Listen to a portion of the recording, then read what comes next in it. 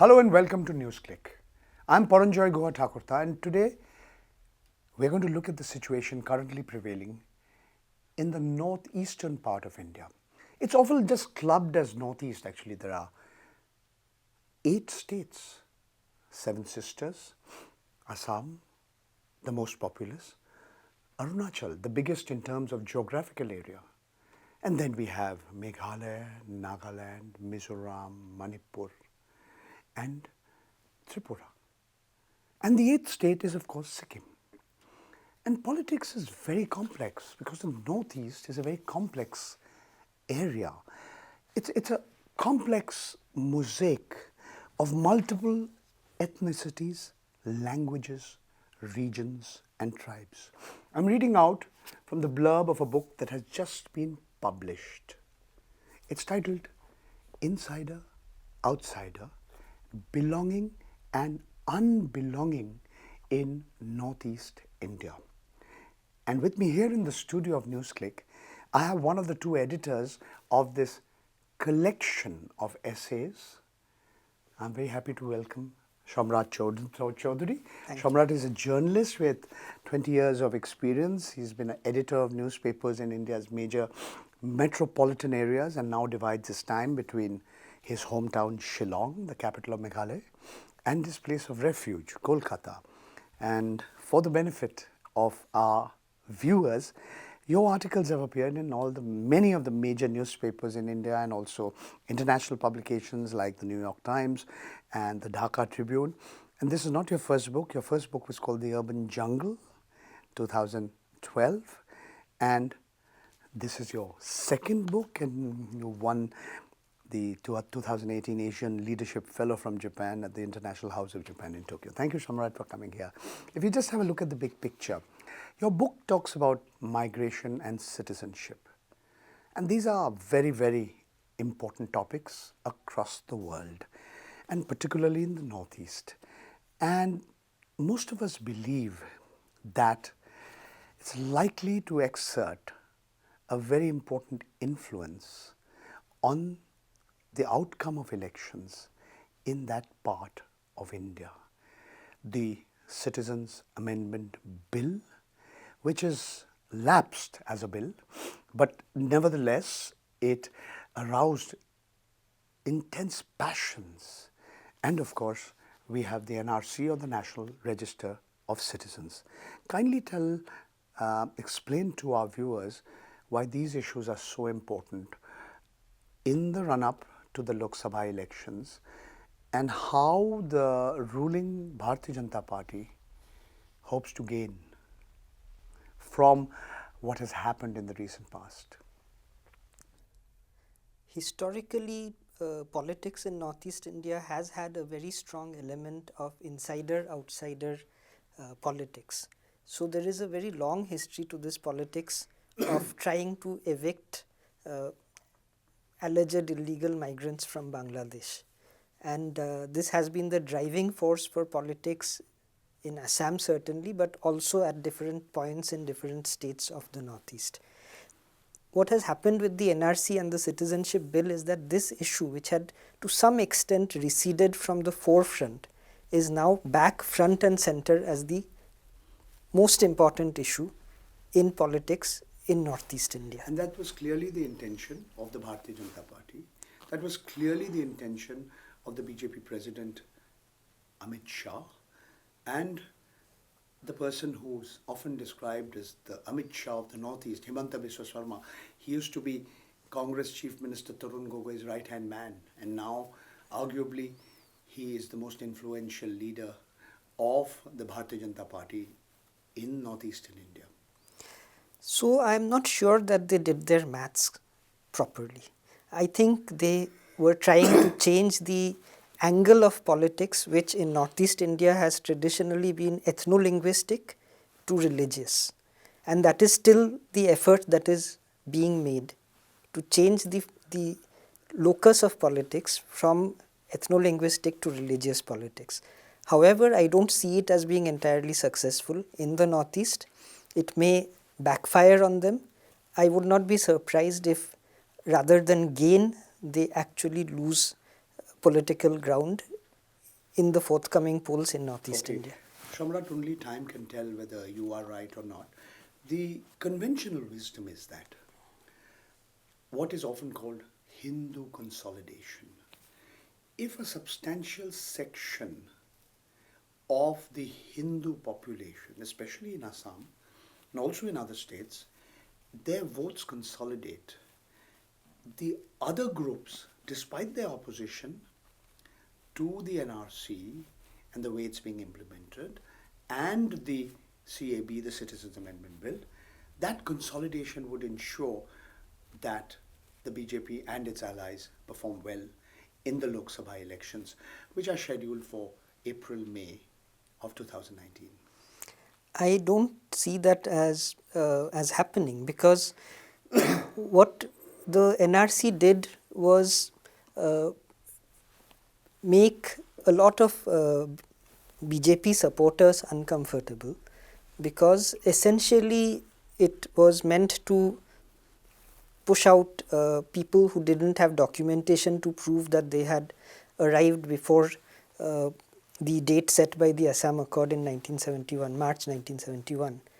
Now what happened as a result is that a lot of Bengali Hindus were also affected by this, and people from other communities, like for example the Gorkhas of Assam, were affected by this.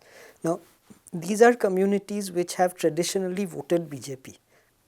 Because they were affected by the NRC, it became necessary perhaps for the BJP to try and rescue their voters with the Citizenship Amendment Bill. But the Citizenship Amendment Bill angered their allies. The AGP quit. The other allies had a joint show of strength, threatening to withdraw. And the situation now is basically that their allies are miffed, and Let me again play contrarian. The Bharatiya Janata Party has no shortage of resources. Mr. Himanta Biswa Sarma too is arguably very well, he's not going to face a resource crunch. And it has been argued that politics in Northeast is influenced greatly by money power. So that is also working in favor of the BJP. Okay, let me see if we can look at the numbers. If you club all the 8 states of northeastern India in 2014, the Lok Sabha elections, the total number of seats was 24. Now, the Bharatiya Janata Party got 7, the Indian National Congress got 9, the AUDF got 3, the Communist Party of India Marxist, AUDF is the Assam United Democratic Front, led by Badruddin Ajmal. The Communist Party of India Marxist had 2, and 1 each to the NPF, the Naga People's Front, the SDF, that's Pawan Changling's group, the Sikkim Democratic Front, and another. Now, how do you see this big picture changing, or how is it likely to change in the 2019 Lok Sabha elections? that is a matter, it would be a matter of speculation at the moment. We would have to go one by one and seat by seat to actually try and arrive at some sort of understanding. A lot of the politics is often local, and it's often local strongman politics. So for example, Sikkim is very much a case of local strongman politics, because the SDF is been in power for a very long time, and it's going to probably carry on in that manner. But let's look at some places where you could argue that the BJP could gain. Okay. Remember, this is the first time in the history of this country that in the entire northeastern part of India, the Congress is not in government in any single state. It's never happened before. The last, after the loss in Mizoram in December 2018, now Tripura. The 2 seats that the CPI won in 2014, it seems unlikely that they'll get it. After all, Manik Sarkar led the CPIM in Tripura from 1998 to 2018. Many of us were surprised that despite his clean image, that the CPM did very badly. Biplop Kumar Deb is known more as a singer, and he's a greenhorn. So what do you expect could happen in the two Lok Sabha seats in Tripura? A lot of the BJP's growth in the northeast was growth by acquisition, rapid acquisition of talent.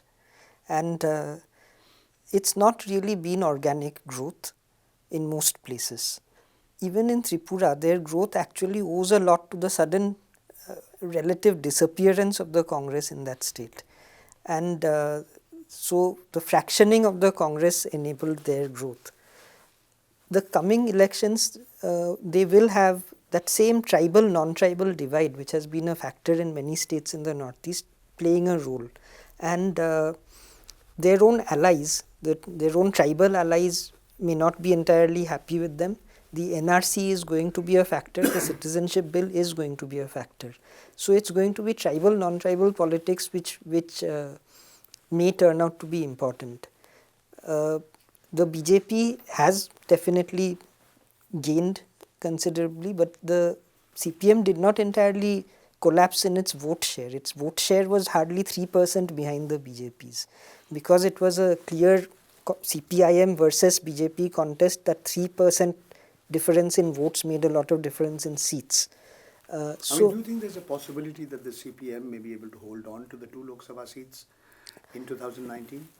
No, I won't be surprised if the tribal parties win one of the seats. I see. So basically, the IPFT is, it depends on the candidate selection eventually, but it may be that they will get hold of a charismatic candidate who can propel them to victory in one of the seats. Okay. And so if we once again return to the big picture, you are not sure the extent to which the Bharatiya Janata Party would gain in 2019. Why am I saying this? Because the BJP clearly sees the northeastern part of India as one of the areas where it will perform considerably better than what it did in 2014.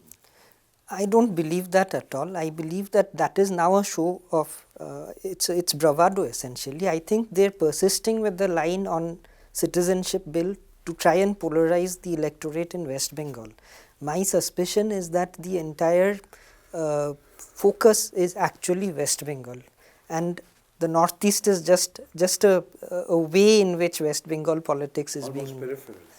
it is a stepping stone. So the citizenship issue starts from it's actually an all India issue, but in political terms has a focus in Assam. But And the fact that the bill has lapsed won't make a difference, you're saying? It's been played in the sense that the political card has been played, and it's not going to go out of play very soon. Okay. Thank you so much, Samrat, for giving us your views. And as I said, time alone can tell the extent to which the Bharatiya Janata Party and its allies can hope to gain in northeastern India in the coming Lok Sabha elections. Thank you very much. Thank you For being with us. You just heard Samrat Choudhury. Samrat is a journalist with 20 years of experience who divides his time between Shillong and Kolkata, trying to make sense of the complex politics of northeastern India. Thank you for being with us and keep watching Newsclick.